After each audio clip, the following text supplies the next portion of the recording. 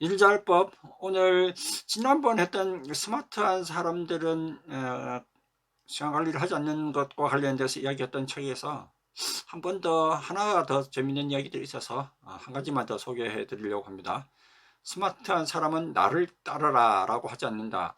어찌 보면 약간 뭐 일잘법이라기보다는 리더와 관련된 이야기일 수도 있겠는데, 어찌 보면 뭐 여러분 후배가 있는 선배 사원이라면 모두 다 동일하게 되는 이야기일 테니까, 어떻게 하면은 여러분들이 훌륭한 선배 사원, 그리고 또 만약에 조직을 맡고 계신 분들이라면 훌륭한 리더로서 어떻게 행동을 하는 것이 바람직한 걸까라는 부분들을 한번 생각하시면서 오늘 일잘법 이야기를 시작을 해보도록 하겠습니다.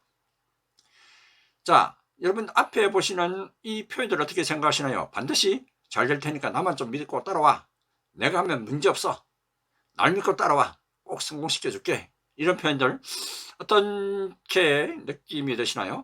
물론 이 표현들이 굉장히 카리스마 넘치고 리더십이 뛰어나다라고 생각될 수 있지만, 이런 강력한 표현들이 실제로는 효과적이지 못하다라고 합니다. 유능한 사람들은 오히려 이런 말들을 더더욱 사용하지 않는다라고 이야기를 하네요. 자, 여러분 잘 아시는 이야기 중에 이런 이야기가 있죠. 주사위는 던져졌다. 예, 실제로 로마인 이야기에서 기원전 48년 카이사르가 군대를 이끌고 루비콘 강을 건너면서 이야기를 했던 얘기입니다. 실제로는 나아가자 신들이 기다리는 곳으로, 우리들의 명예를 더럽힌 적이 기다리는 곳으로, 자 이제 주사위는 던져졌다.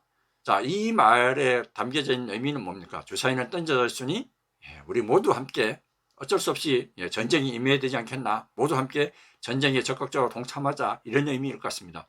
결국 훌륭한 리더는 yes I can, 내가 할 수 있다가 아니라 yes we can, 우리가 할 수 있다. 결국 혼자서 한다라기보다는 여러 사람들과 같이 모든 운명들을 하는 그런 리더가 훌륭한 리더다라고 그렇게 얘기를 할 수 있을 것 같습니다. 과거에 굉장히 유명했던 책이 하나 있었죠. Good to Great라고, 짐 콜린스가 지었던 리더십에 관한 정말 명작인 것 같습니다. 거기 보면은 레벨 5 리더라는 이야기를 하고 있습니다. 거기 보면은 각각의 리더를, 이제 사람을, 조직인들을 1단계 역량이 뛰어난 개인, 2단계는 협상하는 팀원으로서의 역할, 그리고 좀 더 성장하게 되면 역량 있는 관리자, 그리고 레벨 4가 유능한 리더. 이 리더들이 우리가 흔히 이야기하는 뭐 분명한 비전을 제시하고 책임의식을 추구하게 하고 구성원들을 열정적으로 일하게 함으로써 이제 더 높은 성과를 내는 리더, 이런 리더들을 유능한 리더, 레벨 4라고 이야기합니다. 근데 보통 통상적으로 우리가 리더십, 훌륭한 리더라고 하면 방금 말씀드렸던 이 레벨 4를 이야기하는데, 실제로 훨씬 더 많은 성과를 내고 훌륭한 리더들 같은 경우, 정말 그레이트 기업들, 위대한 기업들의 리더들은 레벨 5 리더, 카리스마 있는 리더가 아니라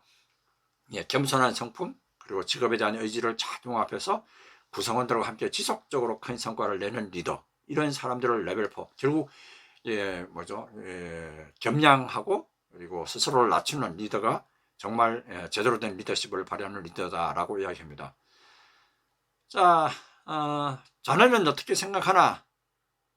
이 말, 일본의 경영의 신이라고 하죠. 마쓰시다 고노스케. 이 사람이 평상시 흔히 이야기했던 입버릇 중에 하나가 자네는 어떻게 생각하나라고 합니다. 금방 들어온 신입사원 아니면 노조 간부들한테도 뭔가 이야기를 할 때 자네는 어떻게 생각하나 해서 상대방의 의견들을 묻고 그런 의견들을 받아서 경영에 반영을 하니까 조직이 단결이 단합되고 또 전 사원이 경영에 참여하는 듯한 길을 열어두어서 성공할 수 있었다라는 이야기입니다.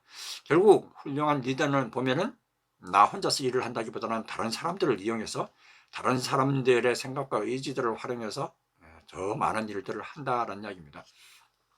혼자서 모든 일들을 떠안고 가게 되면은 다른 여러 사람들이 같이 일을 해서 하는 것들보다도 훨씬 더 작은 일들을 하게 된다는 거죠. 많은 사람들이 협력하면 협력할수록 그만큼 성과들이 더 커진다는 거죠. 그럼에도 불구하고 대부분의 많은 리더들이 일을 맡기지 못하는 이유가 뭘까요? 우선 가장 큰 부분은 구성원을 못 믿는 부분들일 거고, 그 다음에 그 구성원을 못 믿는다라는 바탕에는 자기 자신의 뭐 리더로 금방 현재까지 커왔던 부분들에 있어서의 성공의 경험들, 그러니까 내가 하는 방식이 무조건 옳다라고 하는 부분들, 그리고 자신의 방식이 가장 최선이다라는 그런 밑바탕에 건재의 그런 생각들이 깔려 있기 때문일 겁니다. 일을 맡기면 뭔가 좀 결과들이 막 바람직스럽지 못하기 때문에 결국은 내가 손을 대야 되니까 에휴, 내가 직접 하지 뭐, 이렇게 생각을 한다는 거죠. 그래서 일들을 후배들이나 아니면 부하 사원들한테 맡기지 못한다는 겁니다. 만약에 어떤 일을 맡기는데 실패했던 사례가 있다고 합시다. 실패한 일이 있는데 반응을, 그래서 그거 봐라, 그러니까 이 방식대로 안 되니까 앞으로 이런 방식으로 해, 이렇게 이야기를 하면 뭡니까? 결국 이렇게 이야기하는 리더는 자기의 방식이 옳다라는 것들을 고집하는 부분들이고요. 두 번째, 뭐 실패했지만 앞으로도 뭐 그렇게 만약에 이 방식대로, 여러분들이 한 방식대로 하고 싶다면은 이렇게 해보면 어떨까라고 해서 조금의 의견대로 보태주는 리더. 둘 간의 차이점이 뭘까요? 첫 번째 리더는 좀 더 어떻게 생각해보면 좀 더 효율적인지 모릅니다. 물론 당장은 효율적이지만 장기적으로 보면 어떻게 될까요? 첫 번째 리더는 아마 평생 일에 처박혀서 새로운 일들을 하지 못하고, 어떻게 보면 우리 흔히 이야기하는 이런 이야기들이 있죠. 대리 같은 임원, 아니면은 사원 같은 팀장, 뭐 이런 이야기를 하죠. 작은 일에만 너무 신경을 써서 큰 일을 보지 못하는 그런 우를 범할 수 있다는 거죠. 장기적으로 보면 밑에 당장은 효율적이지 못하지만 밑에 여러 사람들의 의견, 그리고 여러 사람들이 같이 참여하게 만드는 리더가 훨씬 더 많은 일들을, 그래서 무조건 내 방식이 옳다라는 것들을 고집하시면은 어렵다. 리더로서 성공하기 어렵다. 그러니까 다른 사람들의 일을 힘을 잘 활용해서 일하는 사람들이 좋다는 겁니다. 물론 거기에 대한 책임은, 만약에 여러분들이 어느 조직을 맡고 있는 리더라면은 부하 사원들한테 믿고 맡기되 책임은 내가 짓게 라는 부분들이 좀 필요하다, 그죠? 만약에 뭐 일도 맡기고 그 일 잘못되면 그것도 네가 책임져 라고 하면 어느 누가 열심히 자기 소신을 가지고 이야기하겠습니까? 그래서 여러분들이 만약에 어떤 리더나 아니면 또 조직을 맡고 계신 분들이라면 구성원들한테 믿고 맡기고, 그 부분들에 대한, 일이 잘못됐을 때 대한 부분들은 본인이 책임진다는 확실한 믿음을 줘야 구성원들이 열심히 일을 하지 않겠습니까? 여러분들이 잘 아시는 재규일치, 그분도 굉장히 큰 예산을 들여서 추진하던 프로젝트 팀이 실패를 한 경우가 있었다고 합니다. 그 당시에 많은 구조조정들이 일어나고 있었던 상황에서 재결치는 그 실패한 프로젝트 팀원들에게 어떻게 했을까요? 구조조정을 한 게 아니라 새로운 일들을 또 맡기고 또 다음에 잘할 수 있다는 부분들을 격려를 하고 그렇게 했다고 합니다. 그래서 나중에 그 멤버들이 재결치를 지지하는 아주 중요한 지지자들이 되었다고 합니다. 이처럼 리더는 본인이 혼자서 책임을 지고 하는 부분들이 아니라 여러 사람들이 일을 할 수 있도록, 그리고 그 사람들의 힘을 얻어서 성공하는 사람들이 리더이라고 봅니다. 그래서 나를 따르라 라고 이야기하지 마시고 구성원들이 할 수 있도록 믿고 맡기는 부분들, 그리고 책임은 여러분이 지시고 하는 부분들이 필요하다. 그래서 마찬가지 리더로서 하지 말아야 될 부분들, 첫 번째가 아랫사람이 능력을 발휘하게 하고 싶다면 여러분들이 지시적인 표현, 강압적인 표현, 이런 것들을 하시면 안 됩니다. 또 나 혼자서 모든 것을 다 해결할 수 있다는 것처럼 말을 한다거나 행동을 한다면 좀 곤란하겠죠. 또 뭔가 좀 약간 허술한 면들 있어야 구성원들이 좀 쉽게 다가오지 않겠습니까? 그런 부분들. 그리고 여러분들이 리더로서 책임과 힘을 가지고 있다고 거만을 떨지 마시고 약간의 겸손, 그리고 머리를 숙이는 부분들이 필요하다. 그리고 내 능력만 고집한다면, 내 방식만 고집한다면 결코 여러분들이 성장할 수 없다는 거죠.